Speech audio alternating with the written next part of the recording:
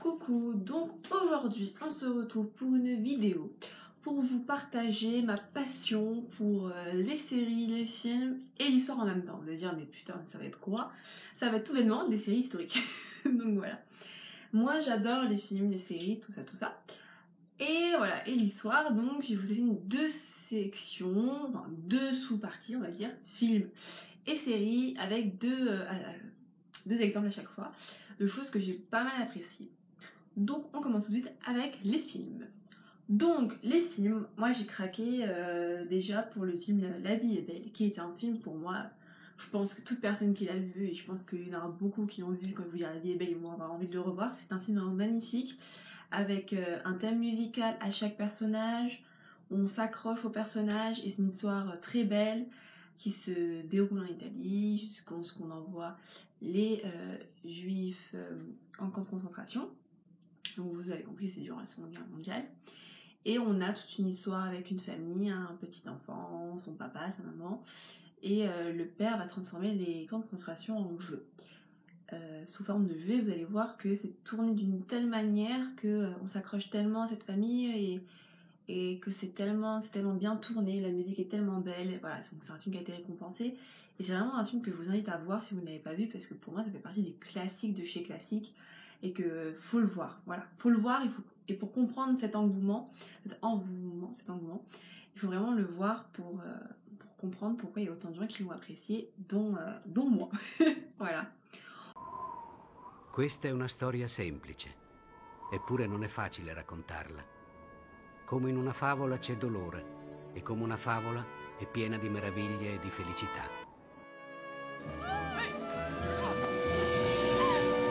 Buongiorno, principessa!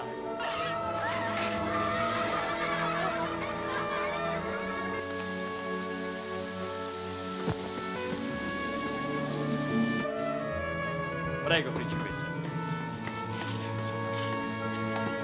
Avevo perso il carro ormai.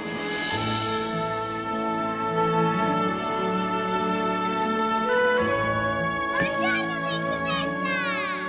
Andiamo, sì, non vorrei finiscessero troppo tardi qui è tutto pieno, tornare a casa, eh. Oh, fermi, siamo prenotati, fermi! Hanno fermato il treno per far salire la mamma.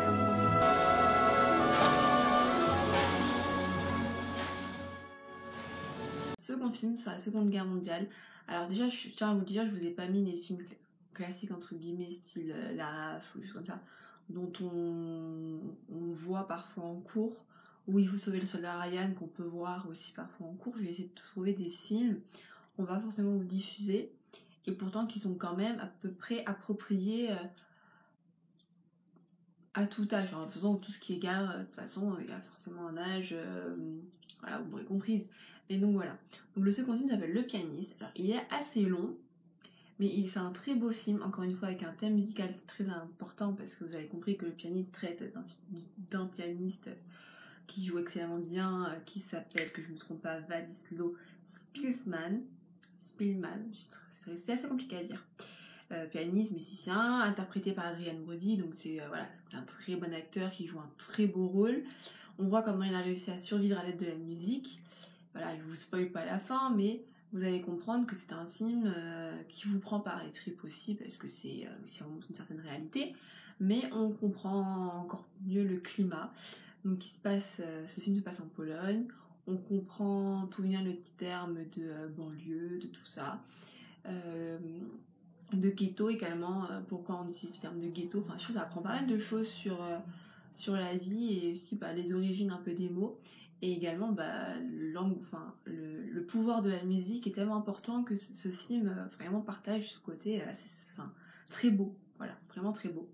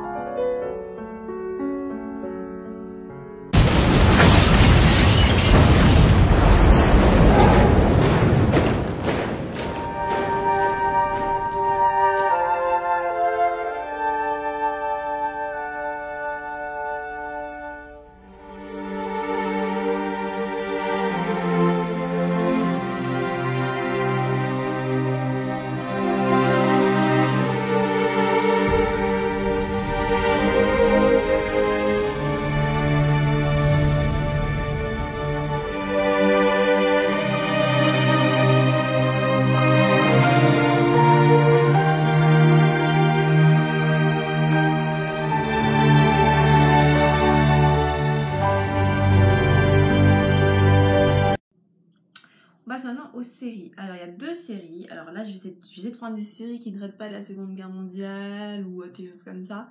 Donc, moi, je me rappelle... donc déjà, pour tout vous dire, j'adore Cléopâtre et j'adore Versailles, l'univers de Versailles, de Louis XIV, de Louis XVI, bref, vous m'aurez comprise. Et donc, Cléopâtre, j'ai vu énormément de choses sur elle, vu énormément de documentaires. Et une fois, j'ai tapé sur YouTube, comme tout le monde peut faire sur YouTube, taper Cléopâtre, documentaire. Et en fait, je suis tombée sur un film. Et en fait, je me suis rendu compte que ça s'appelait en fait des mini-séries. Donc, je vais essayer de vous retrouver les liens de ces films. En fait, c'est des téléfilms américains voilà, qui ont été traduits en français. Donc, je vais vous mettre le lien. Et en barre d'infos, bien entendu, vous allez comprendre que il n'y avait pas de bande-annonce prévue, mais je trouve que ça montre très bien le climat. Qu'en Égypte, on a ce côté où le suicide n'est pas considéré comme mal, de tuer des personnes n'est pas considéré comme mal, que voilà, Cléopâtre va sans problème tuer une de ses sœurs, son frère, que je ne me trompe pas. Bref, vous allez voir, ça se passe très bien. On voit ce côté avec Jules César, le petit Césarion, enfin bref, vous allez voir tout ça. Voilà. Et on va vite comprendre comment ça se déroule et aussi les différences qu'il y avait entre César et... j'ai un trou. Enfin, comment il s'appelait? Non, c'est pas Alexandre. Il s'appelait... Ah, j'ai un trou. Marc-Antoine. Voilà, Marc-Antoine. Vous allez voir qu'ils sont totalement différents en fait. Ces 2 personnages totalement différents et je trouve qu'on apprend pas mal de choses.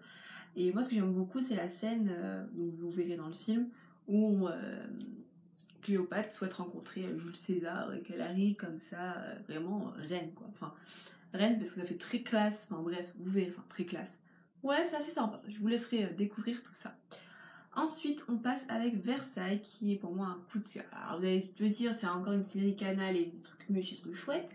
Ouais, c'est une série Canal qui est très bien tournée, qui est très bien jouée, interprétée. Alors là, faut être quand même, je pense, au moins avoir 16 ans pour voir ça, parce que c'est assez...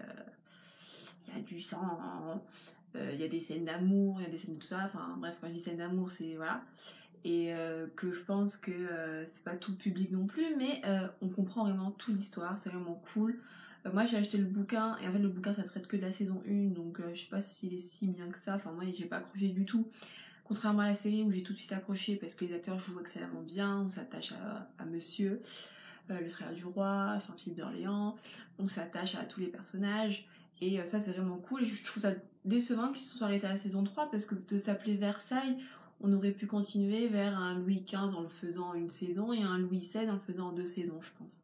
Parce que Louis XVI, c'est quand même invraisemblable. Le gars, il a jamais voulu être roi et à la fin, on lui coupe la tête. Alors, c'était peut-être celui qui était le plus proche du peuple, enfin, celui qui a fait le plus d'efforts. Donc, voilà. We can never comprehend this world. We can only learn that there are dangers and there are secrets. Some secrets deep in the earth, never to be found.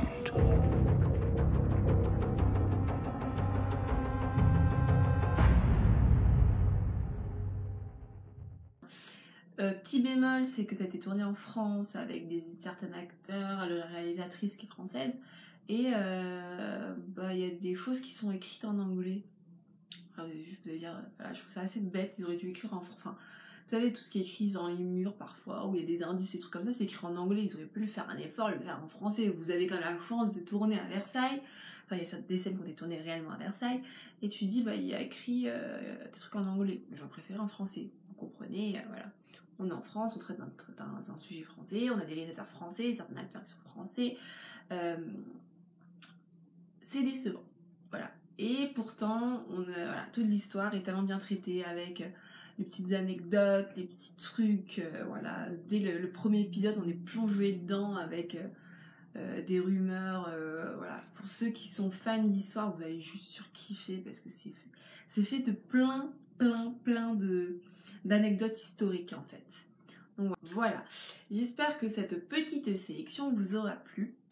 On se retrouve donc pour une prochaine vidéo. N'hésitez pas à me faire des suggestions de vidéos en commentaire, de liker la vidéo, de vous abonner, bien entendu, hein, tout est possible, hein, juste en dessous on peut s'abonner. Et donc on se retrouve pour une prochaine vidéo. Et j'espère que ça vous a plu. Bisous!